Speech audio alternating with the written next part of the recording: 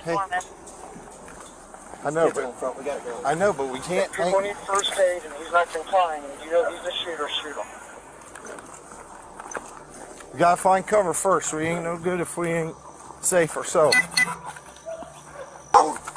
Stand up! Stand up now! Stand up! Stand the fuck up! The stage and air carrier is going to go ahead and fly whenever any units can advise. Get your hands up here. 72. Tell me 21. It's in the air. Those guys can confirm that there's people. What are you doing, man? Hey, pretty copy all this. Can I roll over? I ain't gonna hurt you. I ain't gonna hurt nobody. You got anything on you? No, I ain't got nothing, man. Phone, that's it. I ain't mad. I ain't nothing. Just make sure that dog don't come out. I don't think he'll bite you. Just don't reach for him and try to grab him and pet him. All right. He won't bite you.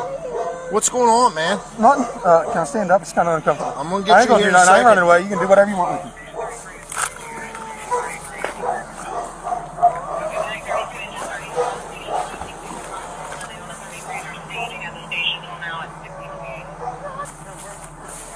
Here. You the only one else inside the house? What? You the only one else inside the house? Yeah. Sit down right here. My daughter, she ran over to the fire department. Sit down. It's my stepdaughter. Put him in the cage. That's the main style with the fucking music.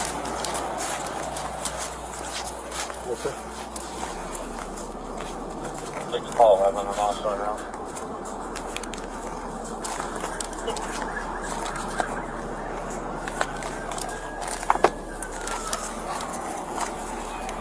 Yeah, 9 is Wayland, Chief, and Captain's away.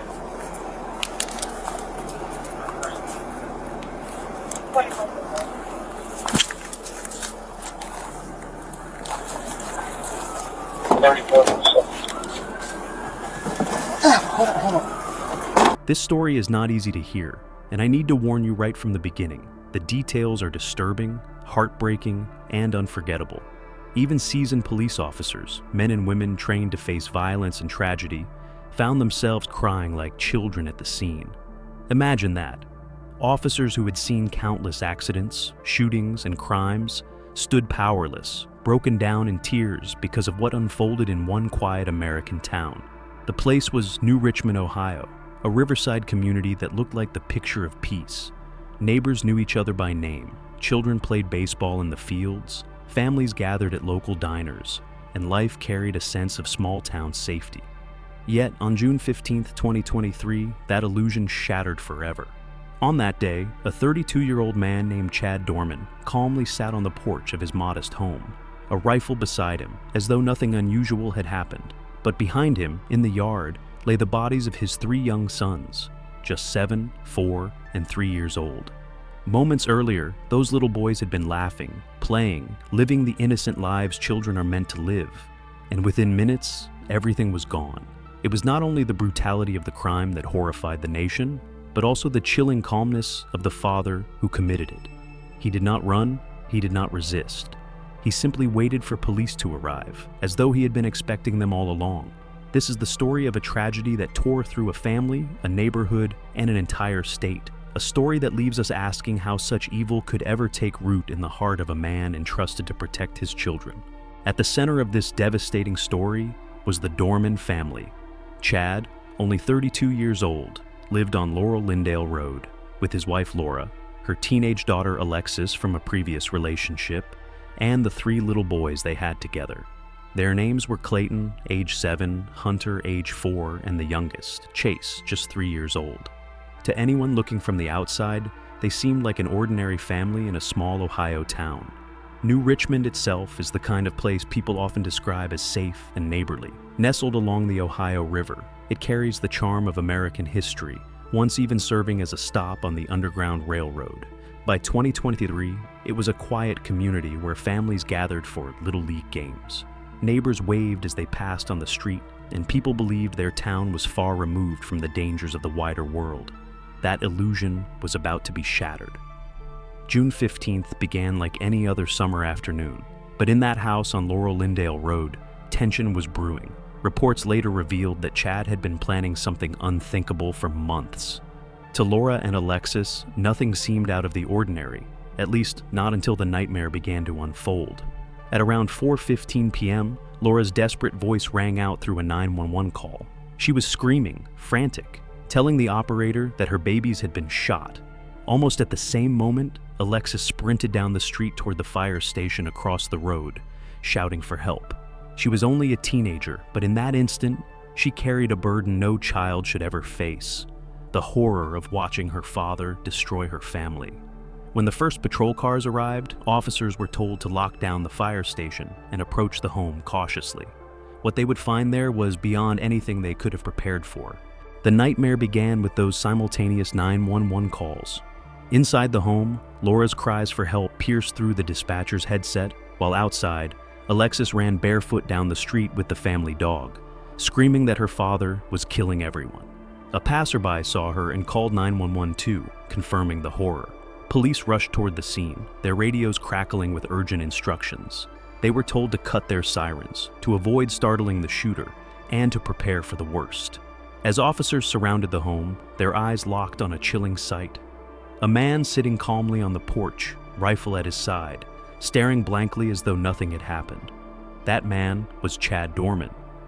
In the yard lay his 3 little boys. Medics rushed in, desperate to save them, but it was already too late. Clayton, Hunter, and Chase were pronounced dead right there in the grass.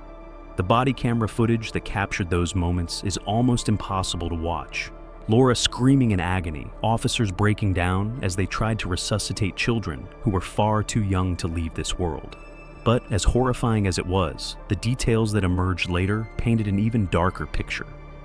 Investigators revealed that Chad had lined up his 3 sons outside and executed them one by one. One of the boys, terrified, tried to run into a nearby field. For a fleeting moment, it seemed he might escape, but Chad chased him down, dragged him back, and forced him to face the same fate as his brothers. Laura fought desperately. She lunged at Chad, grabbing at the rifle, trying to shield her children with her own body. In the struggle, she was shot through the hand, wounded but still alive. Alexis, miraculously unharmed, became the sole witness who could run for help. It wasn't chaos or confusion. It was cold, deliberate, and planned. And when it was over, Chad simply sat on the steps, waiting, as though he knew the world would come crashing down around him. When Chad Dorman first appeared in court, the atmosphere was electric with grief and rage. He entered not in a standard prison uniform, but in a special green gown, a garment reserved for inmates on suicide watch. At first, he seemed emotionless, but then, as the judge began the proceedings, he broke down sobbing, burying his face in his hands. Many observers felt it was nothing more than an act, tears shed not for his children, but for himself.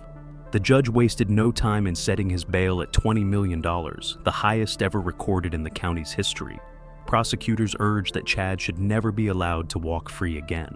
Their words were sharp and unforgettable. They described how the father, the man his sons trusted most, had lined up 3 innocent boys and executed them in cold blood. One prosecutor's voice cracked with emotion as he asked the court to imagine the fear in those children's final moments. They woke each day expecting their father to protect them, to be their guardian and safe harbor. Instead, he became their executioner.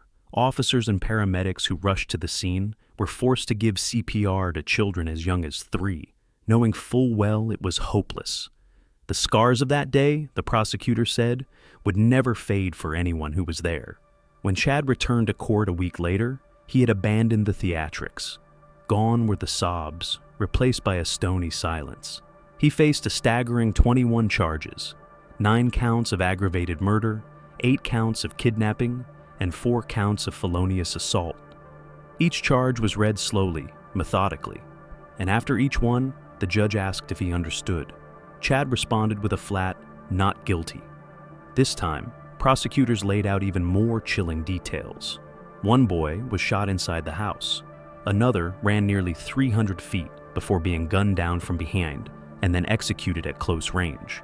The youngest was torn from his mother's arms before being killed, the powder burns on his skin proving how close the weapon had been. The prosecution made it clear this was not a crime of passion or a sudden outburst. This was premeditated, calculated slaughter. They announced their intention to pursue the death penalty, calling the case the most horrific act they had ever encountered. As the horrific details spread through New Richmond, the community struggled to make sense of what had happened. Neighbors who once waved to the doormans on the street now stood in disbelief, laying flowers, stuffed animals, and candles outside the family home. At the local baseball fields where the boys had played, their teammates held a moment of silence and bowed their heads in prayer. For many, grief turned into action. Donations poured in, eventually raising more than $270,000 to support Laura and Alexis in their unimaginable loss. But reactions within Chad's own family painted a very different and deeply unsettling picture. His parents, Keith and Gloria, spoke publicly, describing their son as a super dad. They insisted that what happened was not who he really was, claiming he must have simply snapped. Keith even said Chad's eyes looked empty, as though the person in court was not his son. Their defense of him shocked many, especially when prosecutors confirmed that Keith and Gloria had offered to post bail for Chad if it had been granted. Neighbors, however, told a darker story. One woman recounted how Chad drank daily, often yelled at his children, and once even killed a neighbor's dog. She claimed she had called police on him before, though nothing came of it. Her account cast serious doubt on the image of a loving father. It also explained why Chad repeatedly insisted to officers that he was sober the day of the murders, as though his reputation for drinking weighed heavily on him, even as he sat beside the bodies of his children. Through it all, the town clung to Laura and Alexis, rallying around them with love and support. Memorials sprang up not just as tributes, but as acts of defiance against the horror Chad had inflicted. It was as if the entire community wanted to ensure that the memory of Clayton, Hunter, and Chase would be defined not by their father's crime, but by the joy and innocence they carried into the world. In the days after the tragedy, the family published an obituary that gave the world a glimpse of who these little boys really were. Not victims, not headlines, but vibrant souls with dreams and quirks of their own. It was a heartbreaking reminder that their lives were so much more than the horror that ended them. Clayton, the oldest at 7, was affectionately known as Clayton Man. He loved building with Legos, riding go-karts, and telling jokes. He had a special bond with his dog Gatlin, and his way of showing love was by giving gifts, sometimes something he found, sometimes something he made with his own hands. He was protective of his younger brothers, stepping naturally into the role of a caretaker, even at such a young age. Hunter, just 4, earned the nickname Hunter Dog. He was happiest when splashing in the creek, catching frogs, or falling asleep with his beloved baseball glove by his side. Every day without fail, he would call his mother and sister pretty girls and tell them he loved them. His love was simple, direct, and constant, a reminder of how pure a child's heart can be. And then there was Chase, the baby of the family at 3 years old. Known as Chasers, he adored swinging at the playground and dreamed of one day playing baseball like his brothers. He loved dinosaurs, superheroes, and wrapping his little arms around his mother. He was the best hugger, the kind of child who always wanted to be close, always reminding his family how much he adored them. At memorials, coaches and friends shared their own stories.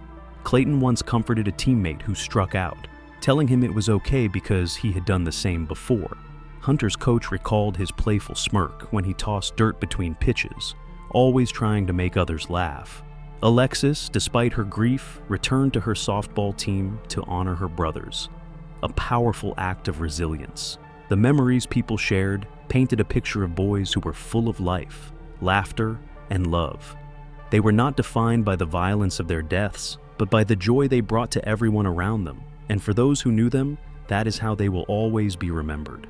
When all the facts are laid out, one image continues to haunt everyone who has followed this case. A small children's bicycle lying abandoned in the yard, right where the boys' lives were taken. It is a symbol of innocence interrupted, of laughter cut short, of a future stolen. That image, perhaps more than anything else, embodies the tragedy of June 15th, 2023. For Laura, the wound is beyond comprehension. She not only lost 3 sons, but witnessed their final moments, powerless to stop the man who was supposed to protect them. For Alexis, who ran for help, the scars will never fully heal. She must live with the memory of what her stepfather did, a memory that will shadow her childhood forever. Their grief is immeasurable, their strength in surviving unthinkable. For the community of New Richmond, the illusion of safety has been shattered. They learned that evil can live next door, hidden behind closed doors, waiting for the moment to strike. Yet, in the face of that evil, they came together to mourn, to pray, to support, and to remind Laura and Alexis that they are not alone. And for the rest of us, this story forces a reckoning. How can a father, the very figure meant to be a child's shield and guardian, become the source of their greatest terror?